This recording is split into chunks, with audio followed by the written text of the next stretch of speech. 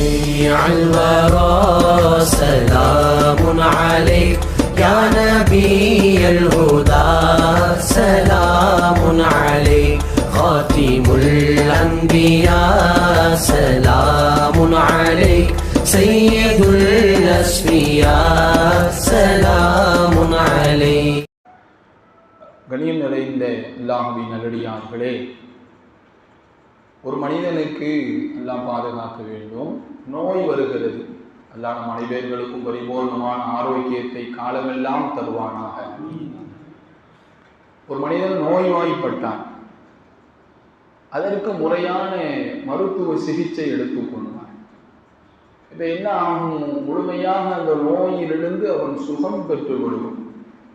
எந்த அளவுக்கு சுகம் பெற்று விடுவான் என்றால், அப்படி ஒரு நோய் அவனுக்கு இருந்ததற்கான அடையாளமே இல்லாத அளவுக்கு ஆரோக்கியமாக மாறிவிடும். இதுதான் யதார்த்தம், இதுதான் உண்மை. அல்லாஹ் அக்பர்.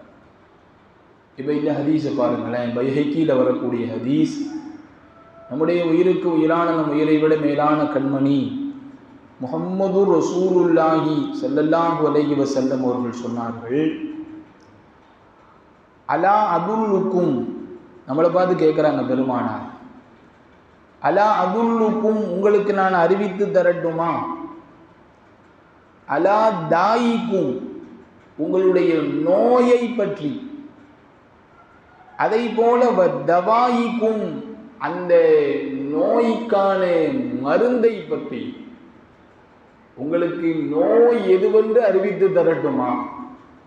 சரி, அந்த நோய்க்கான மருத்துவம் என்ன, அதையும் உங்களுக்கு நான் சொல்லித் தரட்டுமா என்று சஹாபிகளை பார்த்து ஸல்லல்லாஹு அலைஹி வஸல்லம் அவர்கள் கேட்டார்கள். கேட்டுவிட்டு பெருமானார் அதற்கடுத்து அவர்கள் சொல்லுகிறார்கள், பொதுவாக நபிட்ட ஒரு பழக்கம் இருந்துச்சு, தான் சொல்ல வரக்கூடிய செய்தி தன்னுடைய உம்மத்தினர்களாகிய நமக்கு மிக அவசியமானதாக இருக்குமேயானால் அதை சொல்லுகிற போது பெருமானார் இப்படியெல்லாம் ஒரு பீடிகை அமைத்து சொல்லுவார்கள். உங்களுக்கு நான் ஒரு செய்தியை சொல்ல போறேன், சொல்லட்டுமா? நல்லா கவனமா கேட்குறீங்களா? ஏன்? நபி ரஹ்மத். நபி யார்? மௌலா ரஹ்மத். ஒமா அரசல்நாக்க இல்லா ரஹ்மத்தல் இல்லா ஆலமீன். நமக்கு மட்டும் ரஹ்மத் இல்லை, இந்த ஆலத்துக்கே முஹம்மது ரசூலுல்லாஹ் ரஹ்மத். அதனால் அந்த ரஹ்மத்துடைய திரு உள்ளம் அவர்களினுடைய உம்மத்தினர்களாகிய நமக்கு எதுவெல்லாம் பயன் தருமோ அந்த விஷயத்தை சொல்லும் போது ரொம்ப சிரத்தை எடுத்து பெருமானார் பேசுவாங்க. அதை நம்ம முழுமையா வழங்கி அதன்படி வாழ்ந்து நம்ம சந்தோஷமா ஜெயிச்சிடணுமா இரு உலகத்திலே. அதற்காக பெருமானார் நமக்கு பயன் தரக்கூடிய செய்திகளை சொல்லுகிற போதெல்லாம் ஹதீதுகளிலே பார்க்கலாம், ஏதாவது ஒரு அமைப்பை ஏற்படுத்தி நபி சொல்லுவாங்க. அதை போலத்தான் இங்கே சஹாபிகளை பார்த்து ஸல்லல்லாஹு அலைஹி வஸல்லம் அவங்க கேட்டாங்க, உங்களுடைய நோயை பற்றி உங்களுக்கு நான் சொல்லட்டுமா, அந்த நோய்க்கான மருந்தை பற்றி சொல்லட்டுமா? அல்லாஹ் நண்பர்களே, சொல்லிட்டு பெருமானார் சொன்னாங்க, விளங்கிக் கொள்ளுங்கள், அலா விளங்கிக் கொள்ளுங்கள், இன்ன தாஅக்கும், உங்களுடைய நோய் என்ன தெரியுமா? அல்லாஹு அக்பர். நம்மெல்லாம் எதையோ நோயின்னு விளங்கி வச்சுருக்கோம். அவருக்கு அந்த பெரிய நோய் வந்துருச்சுங்க, அவருக்கு அந்த நோய் வந்துருச்சுங்க, எதையோ நாம் நோய் என்று சொல்லுகிறோம். முஹம்மது ரசூலுல்லாஹ் சொல்றாங்க பாருங்க, விளங்கிக் கொள்ளுங்கள், உங்களுடைய நோய் என்ன தெரியுமா, உங்களுடைய வியாதி மரஸ் என்ன தெரியுமா? அத்துனூபு, பாவங்கள் அப்படின்னா. அல்லாஹு அக்பர். நாம் செய்யக்கூடிய பாவங்கள் தான் நமக்கான வியாதி. போல ஒரு மனுஷன் படுத்த படுக்கையா கிடக்கிறான், எல்லா வியாதியும் உடம்புல இருக்க அவன்கிட்ட, ஆனா அவன்கிட்ட எந்த பாவமும் இல்லை என்றால் ரசூலுல்லாஹுடைய பார்வையில் அவன் ஆரோக்கியமானவன். அல்லாஹ் அக்பர். அதே வேளை ஒரு மனிதன் ஆஜாபாகுவானா இருக்கான், ஆகவே பயமா இருக்கு, அந்த மாதிரி இருக்கான், ஆனால் எல்லா பாவங்களும் அவனிடத்திலே இருக்குமேயானால் ரசூலுடைய பார்வையிலே அவன் ஒரு மொத்த நோயாளி அவன். அல்லாஹ் அக்பர். எல்லாம் நம்மை பாதுகாப்பான். நபி சொன்னாங்க, விளங்கிக் கொள்ளுங்கள், உங்களுடைய நோய் அது துனூபு, பாவங்களா இருக்கும். சரி, ஆரம்பத்தில் சொன்னேன்ல, நோய் வந்துருச்சு, முறையான சிகிச்சை எடுத்துக்கொண்டால் நோயிலிருந்து சுகம் பெற்று விடுவான். எந்த அளவுக்கு சுகம் அடைந்து விடுவான்? அவனுக்கு அந்த நோய் வந்ததற்கான அடையாளமே இருக்காது, அந்த அளவுக்கு சுகம் அடைந்து கொள்வான்.